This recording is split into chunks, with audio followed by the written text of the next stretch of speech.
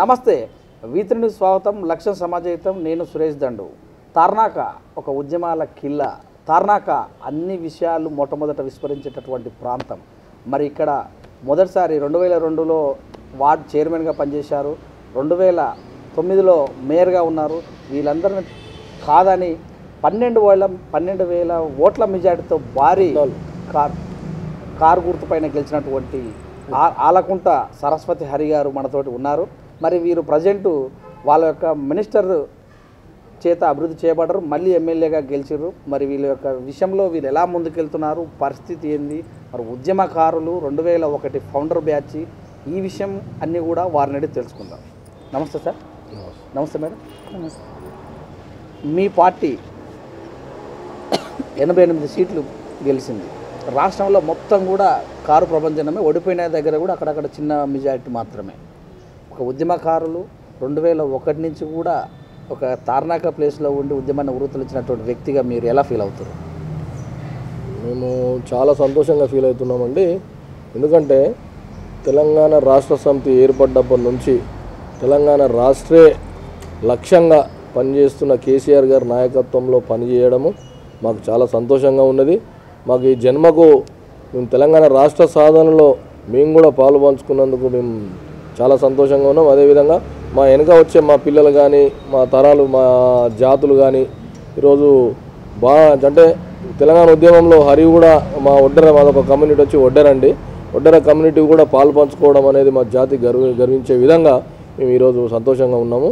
అదేవిధంగా 88 సీట్లు రావడం అనేది ఓన్లీ కేసీఆర్ గారి అభివృద్ధి సంక్షేమ పథకాలు ఆ పథకాలు ఈరోజు సారు కారు సర్కారు అనే స్టేజ్ అనే రీతిలో ఈరోజు ప్రజలు ఏకపక్షంగా తీర్పిచ్చినందుకు ప్రజలకు కూడా మేము తెలంగాణ ప్రజలకు కూడా ప్రత్యేక ధన్యవాదాలు తెలుపుతున్నాము. ఎందుకంటే తెచ్చిన ఉద్యమం చేసి రాష్ట్రాన్ని తీసుకొచ్చిన ఘనత కేసీఆర్ గారిది. ఆ ఘనతతోని అదేవిధంగా ప్రజలు కూడా అధికారాన్ని కట్టబెట్టడము ఆ అధికారాన్ని నిలుపుకోవడము అది ప్రజలకు తీసుకెళ్లడము ఆ సంక్షేమ పథకాలు పేద ప్రజలకు ఏది కావాలన్నో అది అడగకుండా ఈరోజు పెన్షన్ 200 రూపాయలు ఉండే పోయిన గత సమైక్యాంధ్ర పాలనలో కాంగ్రెస్ వాళ్ళ ఆంధ్రల పాలనలో 200 రూపాయల నుంచి ఎవరు కూడా ఏ ఒక్కరు కూడా ధర్నాలు చేయలేదు. 1000 రూపాయలు చేయమని 1000 రూపాయలు చేసిండు. అదేవిధంగా రైతులు ఏ రైతు కూడా వచ్చి ధర్నా చౌక్ దగ్గర ధర్నాలు చేయలేదు. మాకు రైతు బంధు పథకం ఏమని చెప్పేసి రైతు బీమా పెట్టమని చెప్పేసి కూడా ఎవరు కూడా అడగలేదు. అయినా కూడా కేసీఆర్ గారు ఎవరికి ఏది కావాలనో అట్లా పసిగట్టి పేదల పక్షపాతిగా ఉండి పేదలు అనుభవిస్తున్న బాధలు తను కూడా చూసిండు కాబట్టి తను కూడా ఒక వ్యవసాయదారుడు కాబట్టి ఈరోజు వ్యవసాయదారుల పట్ల పేదల పట్ల ఆయన చూపుతున్న ఆదరణ దానికి నిదర్శనమని ఈరోజు మేము మీ మీడియా ముఖంగా తెలియజేస్తున్నామండి. అదేవిధంగా తెలంగాణ రాష్ట్రం పార్టీ ఏర్పడ్డప్పటి నుంచి ఒక ఉద్యమకారుడుగా మమ్మల్ని గుర్తించి అనేక ఉద్యమాలలో కేసీఆర్ గారితో ప్రొఫెసర్ జయశంకర్ గారితో మేము అనేక ఉద్యమాలలో పాల్పంచుకున్నాము. జైలు కార్యక్రమంలో ఉన్నాము. దాదాపు ఈ రోజున్న విద్యార్థి నాయకులు అందరికీ కూడా మా యూనివర్సిటీ పరిధిలో మాణికేశ్వర కాబట్టి ఎంతోమందికి మేము ఆశ్రయం కల్పించాము. ఉద్యమం డిసెంబర్ 10వ తారీఖు విద్యార్థి జేసీ వాళ్ళు ఇచ్చిన బంధు పిలుపు మేరకు కేసీఆర్ గారు నిమ్స్ హాస్పిటల్ ఉండే ఆ రోజు అసెంబ్లీ ముట్టడి బంధించిన నేపథ్యంలో దాదాపు ఒక 2000 జాతీయ జెండాలు నేను విద్యార్థులకు కొనిచ్చి అసెంబ్లీ ముట్టడికి పోయే విధంగా మేము కార్యాచరణ సిద్ధం చేసినాము. 9వ తారీఖు నైటే చిదంబరం ప్రకటన రావడం వలన అది అక్కడికి బ్రేక్ అయిందండి. మేము అవన్నీ చూసి మాకు 2009లో కేసీఆర్ గారు హైదరాబాద్లో మొదటి అభ్యర్థిగా నన్ను సిద్ధవల్మండి క్యాండిడేట్గా టీఆర్ఎస్ క్యాండిడేట్గా కార్పొరేటర్ క్యాండిడేట్గా అనౌన్స్ చేయడం జరిగింది. దాని తదనంతరము సారు మూమెంట్కి పోవడము 2009 డిసెంబర్ 29వ తారీఖు దీక్షకు పోవడము నా ఎలక్షన్ అప్పుడు 2009లో నవంబర్ 23కు నా ఎలక్షన్ 26కు నా అనౌన్స్మెంట్ కౌంటింగ్ ఉండే 29th రోజు ఎలక్షన్ పోతుంది కాబట్టి మూమెంట్లో ఏమైనా ఇబ్బందులు అవుతాయేమని చెప్పేసి ఆ రోజు ఎలక్షన్ పోకుండా నేను ఇండిపెండెంట్గా పోటీ చేసి 2009లో నేను 2వ స్థానానికి పరిమితం అయ్యాను. అప్పుడున్న అధికార పక్షం నా పైన గెలిచింది, ప్రతిపక్షము 3వ స్థానము, బీజేపీ 4వ స్థానము, పీఆర్పీ పార్టీ 5వ స్థానంతో నిలిచినది. అదే గుర్తుంచుకొని మొన్న ఎలక్షన్లో కూడా ఇక్కడ మహిళా రిజర్వేషన్ కావడం వల్ల నా భార్యకు ఇక్కడ తార్నాక సీటు కేటాయించడం జరిగింది. దాంట్లో కూడా ఒక జనరల్ మహిళా సీటు రిజర్వేషన్ వస్తే దాంట్లో ఒక మేయర్ అత్యున్నతమైన స్థానాన్ని హైదరాబాద్కు ప్రథమ పౌరుల స్థానాన్ని నిర్వహించిన కార్తిక రెడ్డి పైన మాకు సీట్ ఇవ్వడం జరిగింది. అదేవిధంగా కూడా మేము బీసీలో అట్టడుగు బీసీలమైన ఒక ఎంబీసీ బీసీ అయినా కూడా మమ్మల్ని తార్నాక డివిజన్ ప్రజలు ఆదరించి మాకు దాదాపు 14,000 బ్రహ్మాండమైన మెజార్టీ హైదరాబాద్లో 3వ అత్యధిక మెజార్టీగా నమోదు కావడం జరిగిందండి. అయితే ఇక్కడ ఉన్నటువంటి ప్లేస్ తార్నాక ప్లేస్లో ఒక మేయర్ను మీద నిలబడి మీరు బ్రహ్మాండమైన మెజార్టీతో గెలిచారు, ఎలా అనిపిస్తుంది? మొదట V3 న్యూస్కి నమస్కారాలు తెలియజేస్తున్నాను. అంటే దీని ద్వారా మాలో ఉన్న సంఘటనలు కానీ ప్రజలకు తెలియని విషయాలు కూడా మీరు తెలియజేయాలని మమ్మల్ని ఇంటర్వ్యూ తీసుకోవడానికి వచ్చినందుకు ధన్యవాదాలు. Thank you very much. అలాగే ఇప్పుడు ఏంటంటే మేము ఒక మేయర్ మీద గెలిచినందుకు మాకు చాలా సంతోషంగా ఉంది. ఎందుకంటే మేము అట్టడుగు కులాల నుంచి వచ్చిన ఒక వడ్డెర కమ్యూనిటీకి చెందిన వాళ్ళం. మాది నేటివ్ ప్లేస్ వచ్చి మాణికేశ్వర్ నగర్. ఇక ఉద్యమాలకు పురుడిగడ్డ అయిన ఉస్మానియా యూనివర్సిటీ బ్యాక్ సైడ్ మా మాణికేశ్వర్ నగర్ ఉంటుంది. మనం ఉద్యమం స్టార్ట్ చేసినప్పటి నుంచి విద్యార్థులు ఎంత పాల్గొన్నారో అంతే వాళ్ళకు సమానంగా మా వారు కూడా ఉద్యమం చేసి మాకు అందులో పాల్పంచుకొని వాళ్ళకు ప్లేస్ ఇవ్వడం కానీ వాళ్ళకు అందుబాటులో ఉండి వాళ్ళకు సహాయ సహకారాలు భోజన వసతులు అవన్నీ కల్పించినప్పుడు ఇవన్నిటిని గుర్తించి మాకు ఈ సీట్ కేటాయించారు. మాకు ముందు కూడా భయం వేసింది ఈ సీట్ ఇచ్చినప్పుడు. ఎందుకంటే ఒక అత్యున్నతమైన పదవి మేయర్ అనేది, అంటే ఇప్పుడు సిటీకే రాని అనే విధంగా ఉంటుంది మామూలుగా హైదరాబాద్ సిటీకి. వారిపైన మేము విజయం సాధించాలంటే మొదట ఒకసారి ఇండిపెండెంట్గా కూడా మా వారు ఓడిపోవడం జరిగింది. ముందు టీఆర్ఎస్ పార్టీ సీట్ ఇచ్చి తర్వాత ఉద్యమంలోకి వెళ్ళే ముందు పోటీ చేయకపోవడంతో ఇక వద్దు వేరే పార్టీ వాళ్ళు ఎందరో ఆఫర్ ఇచ్చారు మాకు, కాంగ్రెస్ కానీ పీఆర్పీ కానీ టీడీపీ కూడా మాకు ఆఫర్ ఇచ్చింది. అయినా కూడా మేము మనల్ని మొదట గుర్తించి టీఆర్ఎస్ పార్టీ కేసీఆర్ గారు సీట్ ఇచ్చారు. మేము అదే విశ్వాసంతో నుండి మేము ఇప్పుడు అతను పోటీ చేయకున్నా సరే ఇండిపెండెంట్గానైనా పోటీ చేస్తాం, కానీ మేము వేరే పార్టీలోకి వెళ్ళమనేసి మేము ఇండిపెండెంట్గా పోటీ చేసి 2వ స్థానంలో మా వారు వచ్చారు, ఆల్రెడీ చెప్పారు మీకు. అయితే మాకేమంటే జిహెచ్ఎంసీలో ఇప్పుడు ఇక్కడ జనరల్ మహిళా సీట్ వచ్చినందుకు ఒక రెడ్డిల మీద మేము అట్టడుగు కులాలకు సంబంధించిన వడ్ర కమ్యూనిటీ పోటీ చేయాలంటే మేము కొండతో ఢీకొట్టుకోవాల్సిన పని అది. మేము ఫైనాన్షియల్గా కూడా మేము చాలా తక్కువ స్టేజ్లో ఉంటాం.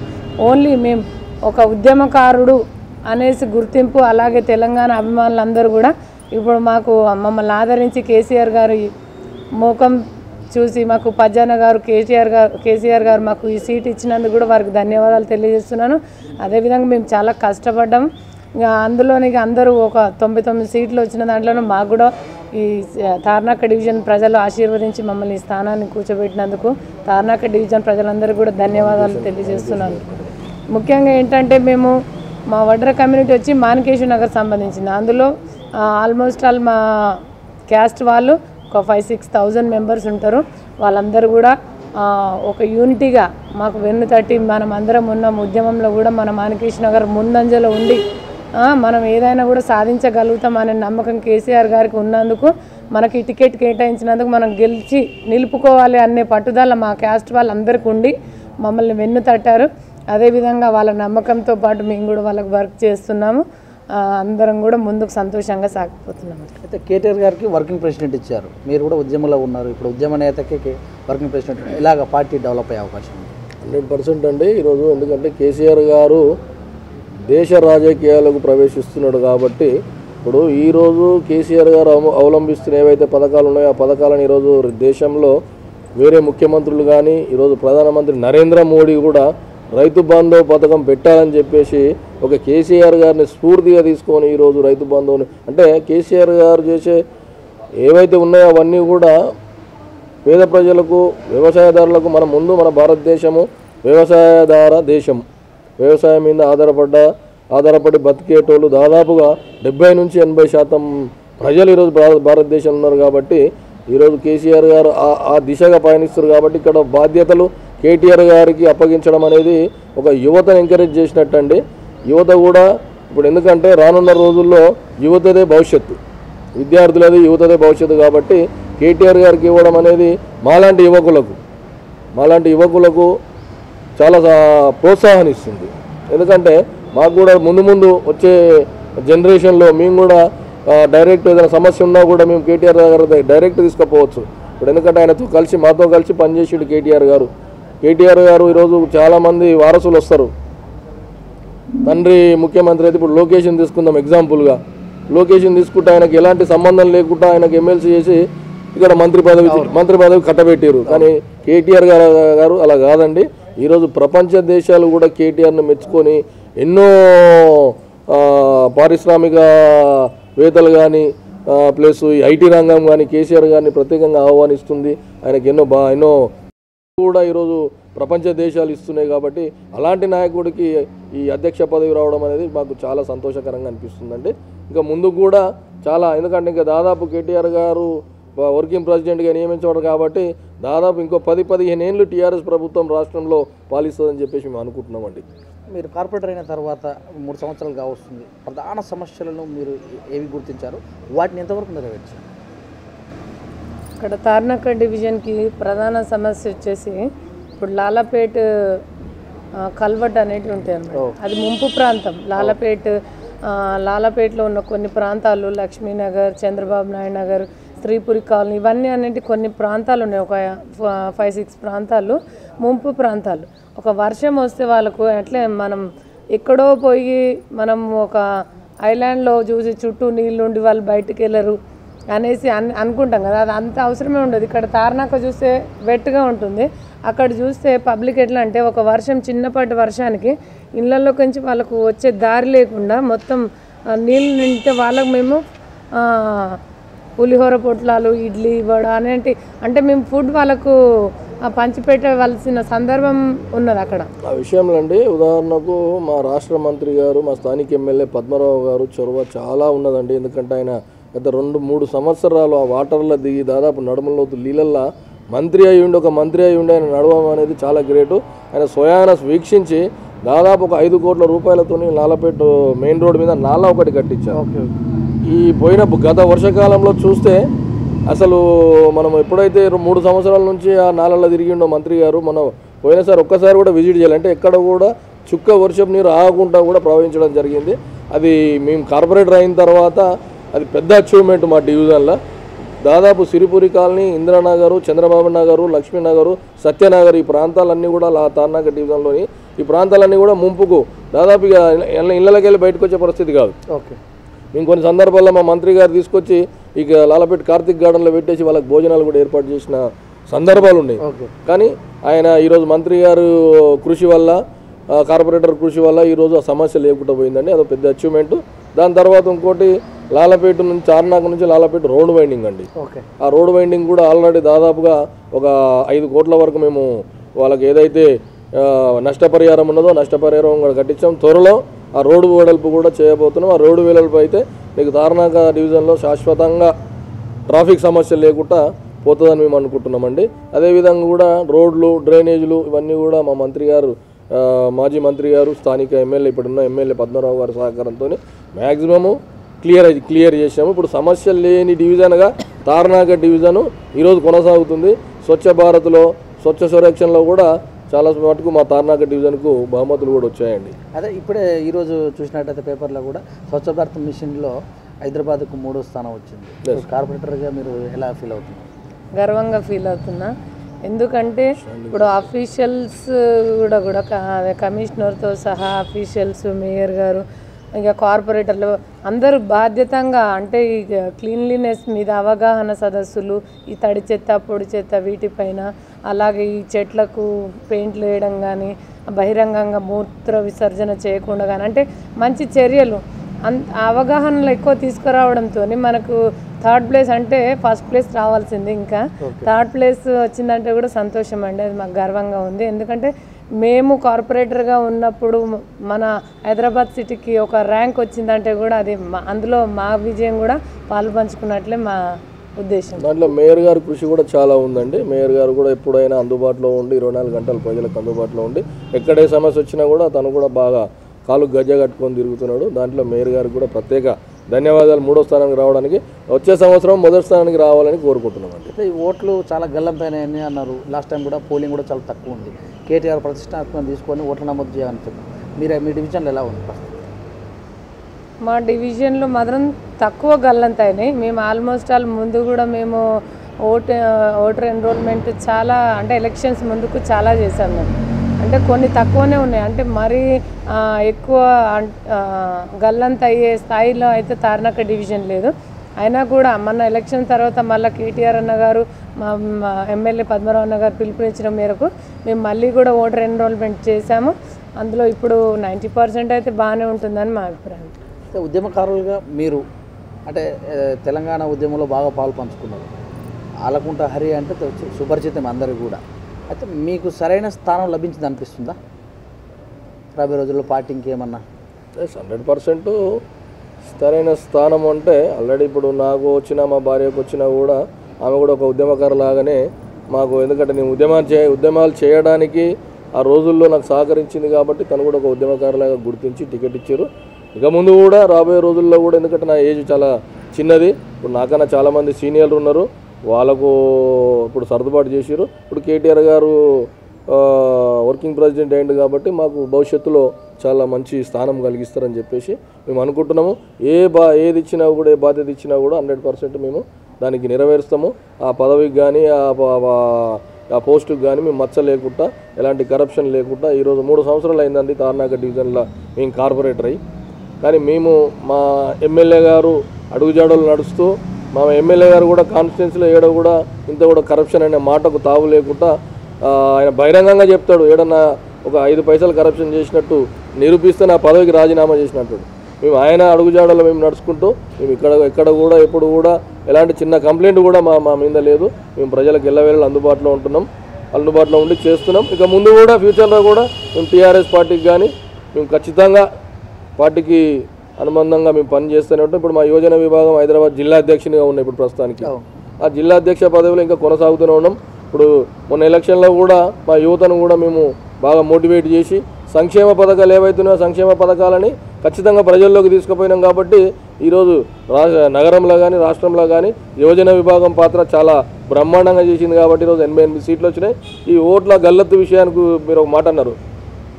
ఈ ఓట్ల గల్లత్తు విషయానికి వస్తే దాంట్లో చాలామంది మాకు ఇంకా దాదాపు ఇంకొక 100 సీట్లు మాకు రావాల్సి ఉండే, కొన్ని మార్జిన్లో ఓడిపోయిన సీట్లు చాలా ఉన్నాయి. అది ఓటర్లు మిస్ అవ్వడం వల్లనే జరిగిందని మేము అనుకుంటున్నాం. అదేవిధంగా ఈరోజు వచ్చే పార్లమెంట్ ఎలక్షన్లో ఇప్పుడు ఒక్కొక్కప్పుడు 16కి మేము క్లీన్ స్వీప్ చేస్తామని చెప్పేసి చెప్తున్నామండి. అదేవిధంగా ఈ ఓటర్ నమోదు కార్యక్రమం చేసి రేపు మెజారిటీ పెంచే విధంగా మేము ఓటర్ నమోదు చేస్తున్నాం. రేపు పార్లమెంట్ ఎలక్షన్లో కూడా ఇక్కడ ఏ పార్టీకి, నాకు తెలిసి కాంగ్రెస్కి అయితే డిపాజిట్ దక్కదు, బీజేపీ డిపాజిట్ దక్కదు. సింగిల్ లార్జెస్ట్ పార్టీ, 16 సీట్లు కొట్టే పార్టీ టీఆర్ఎస్ పార్టీ అని మేము నమ్ముతున్నాం. అయితే పార్లమెంట్ ఎన్నికలను మీరే ప్రస్తావన తీసుకొచ్చారు. సికింద్రాబాద్ ఎంపీగా నిలబడే అవకాశం ఉందన్నట్టుగా వార్తలు వస్తుంది. మీరు ఇది ఎంతవరకు నిజం? ఏమన్నా పార్టీ సంకేతాలు ఇచ్చిందా? మాకు అలాంటి వార్త అయితే లేవు. ఏమైనా పార్టీ అవకాశం కల్పిస్తే మాత్రం ఖచ్చితంగా చేద్దాము. ఎందుకంటే ఇంతకుముందు కార్పొరేటర్ ఇచ్చింది కాబట్టి ఆ బాధ్యత నిర్వహిస్తున్నాము. ప్లస్ హైదరాబాద్ జిల్లా ప్రెసిడెంట్గా నాకు పదవి ఇచ్చారు పార్టీ పరంగా, అది కూడా నిర్వహిస్తున్నాము. దానికి కూడా ఎలాంటి మచ్చ రాకుండా మేము ఈరోజు చేస్తున్నాం. కాబట్టి ఒకవేళ రేపు పొద్దుగాల అధిష్టానము టీఆర్ఎస్ అంటే సికింద్రాబాద్ ఎంపీ పార్లమెంటు స్థానానికి హరి సూటబుల్ అనుకుంటే ఖచ్చితంగా కేసీఆర్ గారే పిలిచి ఇస్తారనే నమ్మకం మాకుంది.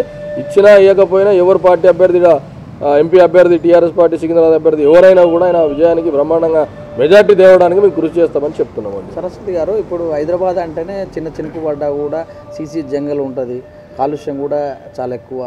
అది ఈ 2 విషయాలలో మీరు ఈ డివిజన్కు ఎలాంటి విధానం ప్రదర్శిస్తారు? కర్ణాటక డివిజన్కి వస్తే ఇప్పుడు మెయిన్ ప్రాబ్లం లాలపేట ఒకటే అన్నాం. ఇంకా మిగతా ఎక్కడ కూడా మాకు నీళ్ళు నిలబడవు. ఒకవేళ నిలబడ్డా కూడా మేము అవన్నీ పాయింట్అవుట్ చేసి క్లియర్ చేయడం కూడా జరిగింది. ఇప్పుడు February 5th వస్తే మేము 3 years అవుతుంది కార్పొరేటర్గా గెలిచి.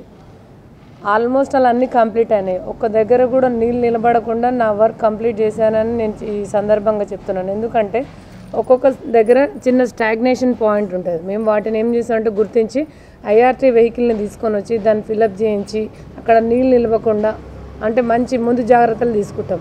ఒక స్ట్రీట్ నెంబర్ 14 అని తార్నాక ఏరియాలో ఉంది. అక్కడ ఎట్లా అంటే చిన్న వర్షం పడితే ఒక అపార్ట్మెంట్ లోపలికి మొత్తం నీరంతా వెళ్ళిపోతుంది, మొత్తం సెల్లార్ మొత్తం. అది మేము ఫస్ట్ ఇయర్ మేము నోట్ చేసుకొని వాటర్ అంతా తీయించి మోటార్లు పెట్టి అవన్నీ పెట్టేసి వాటర్ తీయించడం జరిగింది.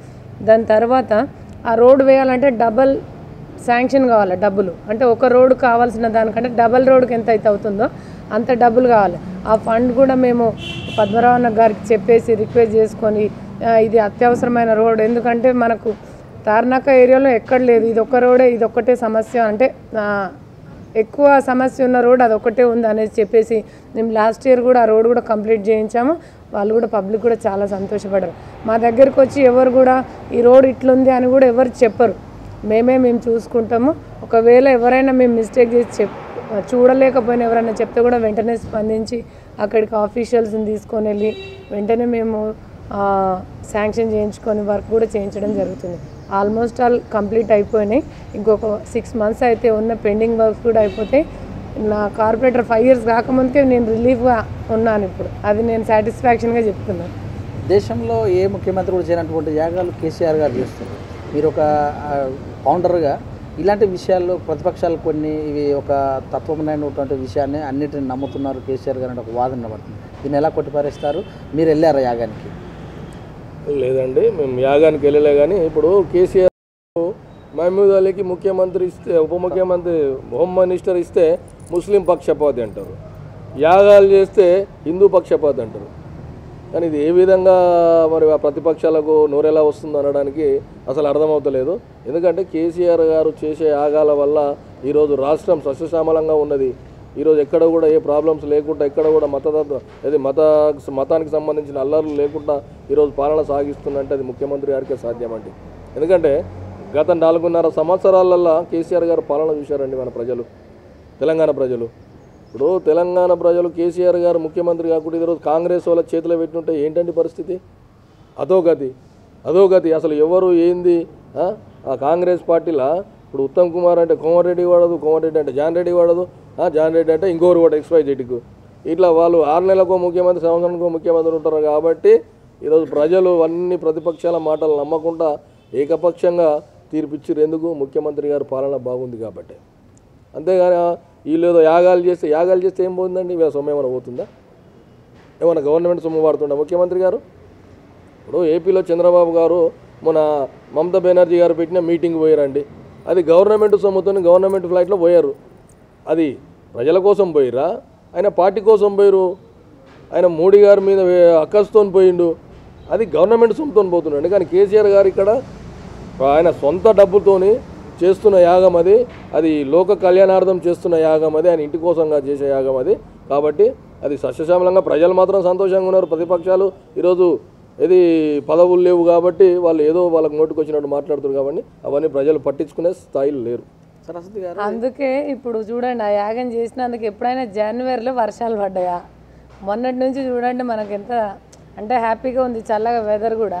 ఇప్పుడు చాలా ఎండలు కాసే రోజు యాక్చువల్గా. ఇది ఇప్పుడు 3 days నుంచి మనకు ఒక 1 week నుంచి వెదర్ కూడా కూల్గా, ఆ యాగం ఫలితమే అని మా ఉద్దేశం.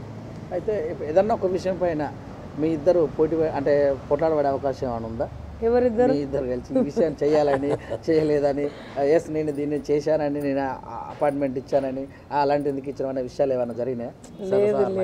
అలాంటి సందర్భాలు రాలేదు మాకు. ఏదైనా ఎవరైనా అపాయింట్మెంట్ అడుగుతున్నారని నేను ఎగ్జాంపుల్ మీరే ఉంటారు కదా, మీరు కాల్ చేసి నేను ఏం చెప్పానో మీకే అర్థమవుతుంది. మా వారిని అడగండి. అంటే జనరల్గా ఒక కార్యకర్తకు ఆ పని చేయాలంటే గాయన కింద చేస్తున్నావు, గీన కింద చేస్తున్నావు అనే సందర్భాలు ఏమన్నా అంటే ఉంటే కార్యకర్త అని కాదు, ఏదైనా సబ్జెక్ట్ అనుకోండి, నేను నా అభిప్రాయం చెప్తా, ఆలోచించమని చెప్తా ఏదన్నా ఉంటే. అంటే మరి మేమెందుకు కొట్లాడుకోవాలి వేరే వాళ్ళ గురించి? సందర్భంలో ఈ సబ్జెక్ట్ ఇది ఉంటుంది, ఒకవేళ నువ్వు ఇది చేస్తే ఇది అవుతుంది, ఒకసారి ఆలోచించండి అని సలహా మాత్రం నేను ఇస్తాను. తర్వాత తను ఆలోచించి కరెక్ట్ నిర్ణయం తీసుకుంటారు. ప్రతిపక్షాలు ఏదైనా గిట్టిన వాళ్ళు మిమ్మల్ని ఇట్లా కామెంట్ చేస్తే మీకు ఆ టైంలో ఎలా అనిపిస్తుందో? నన్ను ఇంతవరకు ఏ ప్రతిపక్షం కూడా కామెంట్ చేయలేదు. 4 రాళ్ళు పడకుండా ఉండదు సందర్భం. అలాంటి సందర్భాల్లో మీరు ఎలా, మీ మనసు ఎలా అనిపిస్తుంది? నేను బాగా సెన్సిటివ్, నేను ఎవరైనా ఏమైనా అంటే ఏడుస్తా ఫస్ట్. నాకు ఇంతవరకు ఆ సందర్భం కూడా రాలేదు.